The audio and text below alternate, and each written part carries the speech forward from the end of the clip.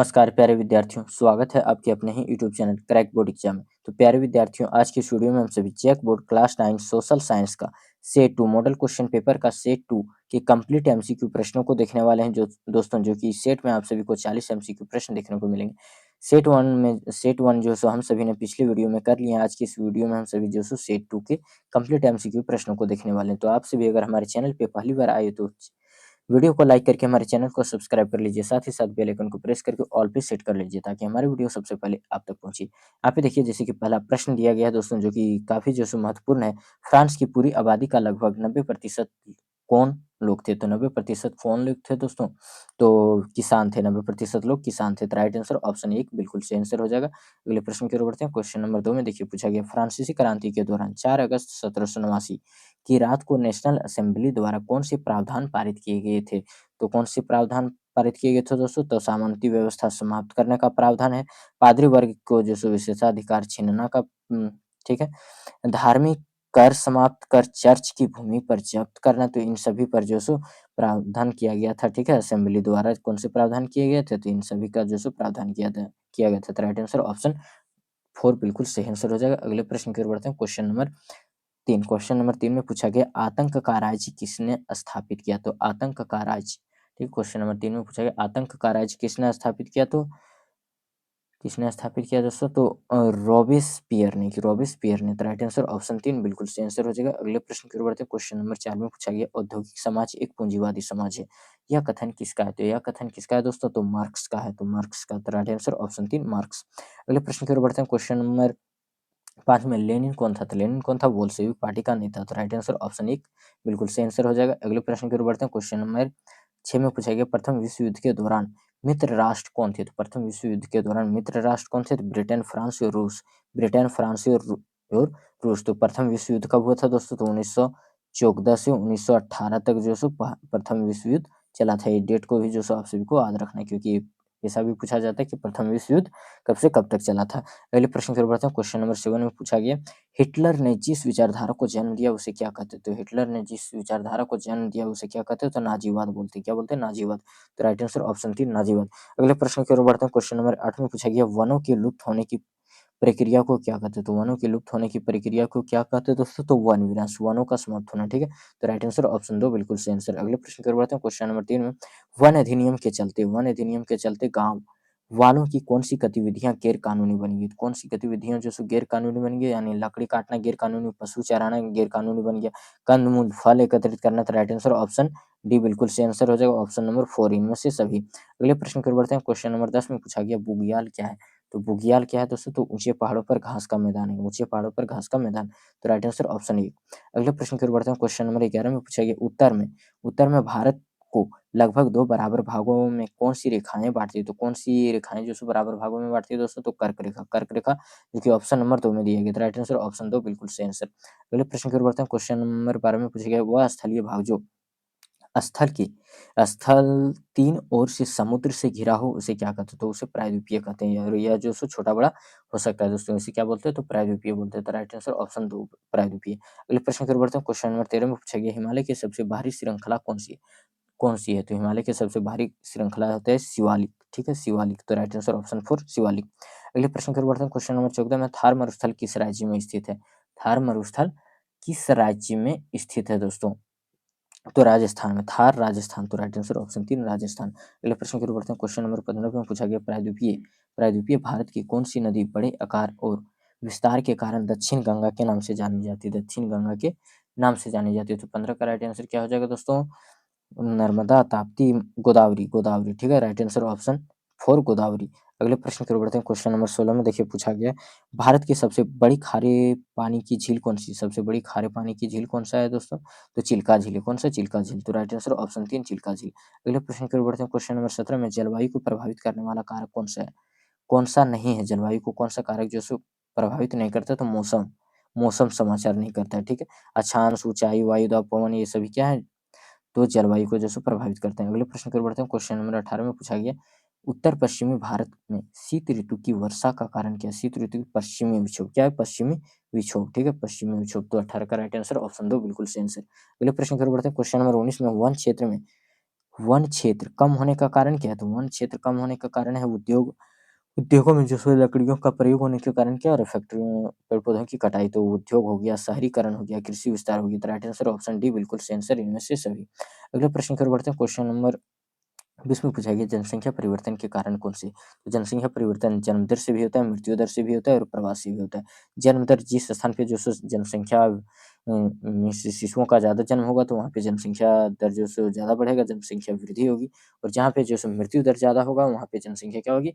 घटेगी उस स्थान की। और प्रवास क्या होता है? जहाँ पे एक स्थान से दूसरे स्थान पर अगर लोग जाते हैं तो जहाँ पे लोग गए वहाँ की जनसंख्या जो सो बढ़ेगी और जिस स्थान से गए वहाँ की जनसंख्या घटेगी। तो राइट आंसर क्या हो जाएगा? उपयुक्त सभी। ठीक है दोस्तों? तो राइट आंसर ऑप्शन डी उपयुक्त सभी। अगले प्रश्न की ओर बढ़ते हैं। क्वेश्चन नंबर 21 में जिस शासन में शासक जनता द्वारा चुने जाते हैं वह क्या होता है? तो वह लोकतंत्र होता है। ठीक है? जनता द्वारा जो अपने प्रतिनिधि को चुनते हैं, अपने सरकार को चुनते हैं वो क्या कहा जाता है? तो लोकतंत्र कहा जाता है। ठीक है?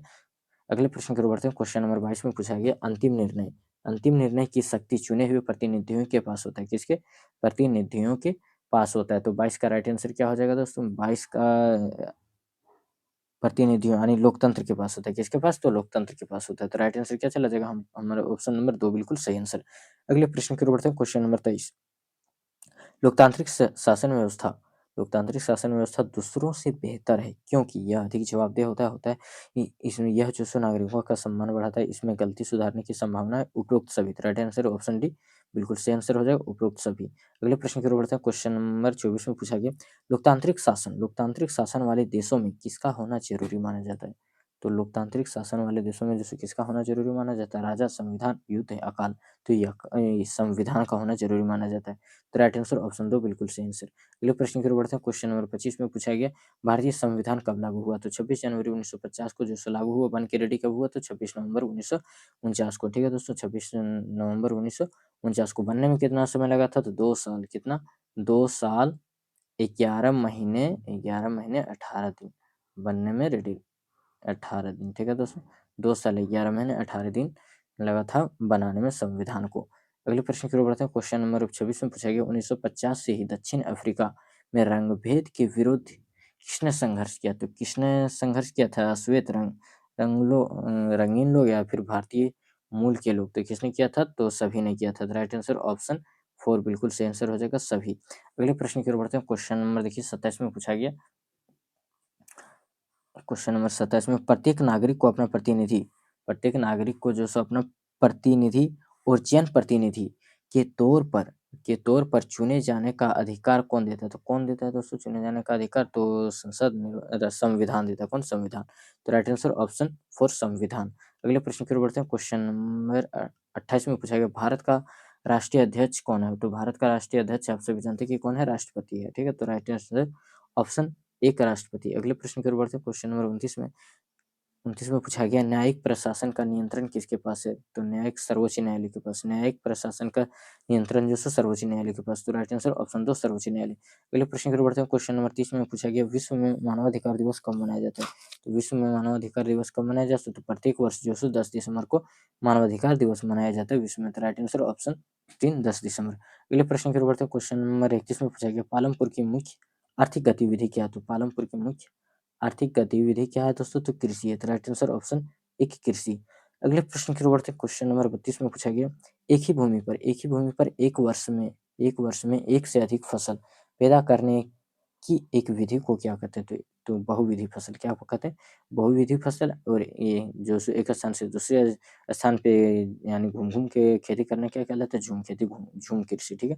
तो एक वर्ष में जो सो एक स्थान पर एक वर्ष में यानी एक ही भूमि पर एक वर्ष में एक से ज़्यादा फसल उगाने की विधि को क्या कहते हैं? तो बहुविधि फसल, जो कि ऑप्शन नंबर 2। तो राइट आंसर ऑप्शन 2 बिल्कुल सही आंसर। अगले प्रश्न की ओर बढ़ते हैं। क्वेश्चन नंबर 33 में हरित क्रांति क्या है? तो हरित क्रांति जो है कृषि विकास है। कृषि के विकास के लिए जो सो हरित क्रांति लाया गया था। अगले प्रश्न की ओर बढ़ते हैं। क्वेश्चन नंबर 34 में पूछा गया आर्थिक विकास के लिए सबसे महत्वपूर्ण क्या है? तो आर्थिक विकास के लिए सबसे महत्वपूर्ण क्या है दोस्तों? भारतीय प्राकृतिक संसाधन, मानव पूँजी या फिर भौतिक पूँजी या फिर कोई नहीं। तो सबसे मानवीय पूँजी सबसे महत्वपूर्ण क्या है? तो मानवीय पूँजी है, मानवीय पूँजी। तो राइट आंसर ऑप्शन 2 बिल्कुल सही आंसर मानवीय पूँजी।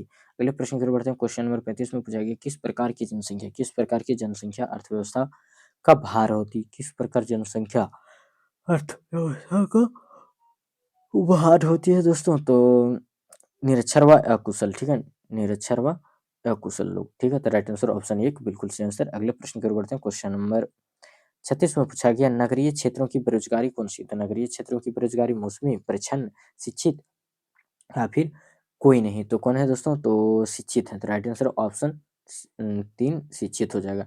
अगले प्रश्न की ओर बढ़ते हैं। क्वेश्चन नंबर 37 में पूछा गया भारत में गरीबी का मुख्य कारण क्या? तो भूमिहीनता, बेरोजगारी, अशिक्षा या फिर सभी? तो सभी है, ठीक है?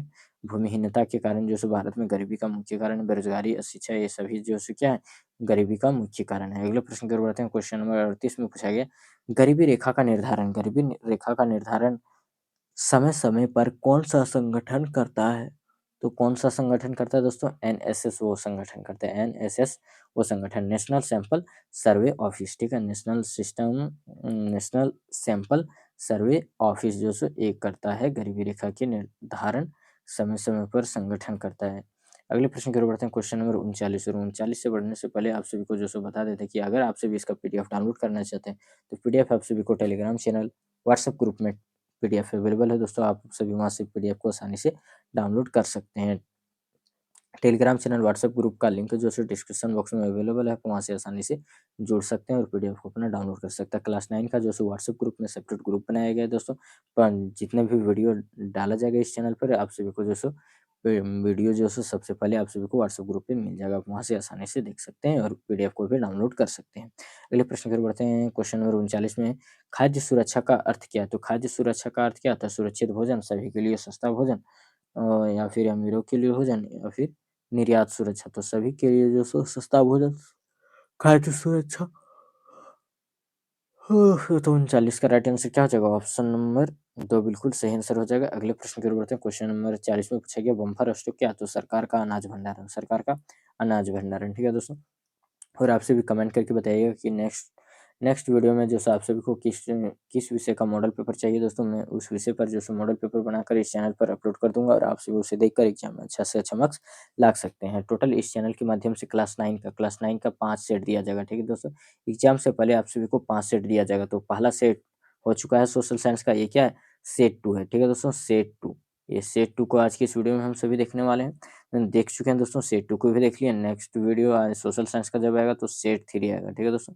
सेट 3 यानी एग्जाम से पहले इन सभी पाँचों सेट को देख लेंगे, जो कि आप सभी का जो सो प्रत्येक सब्जेक्ट का 200 एमसीक्यू कंप्लीट करवाया जाएगा, 200 एमसीक्यू कंप्लीट करवाया जाएगा। तो आप वहाँ से जो सो सभी का जो सो 200 एमसीक्यू का टेस्ट लगाइएगा और जाँचिए, खुद को जाँचिए कि आपका जो सो कितना आंसर, कितना जो सो सही हो रहा क्वेश्चन, ठीक है दोस्तों? फिर मिलते हैं अगले वीडियो में, तब तक के लिए धन्यवाद। जय हिंद, जय भारत।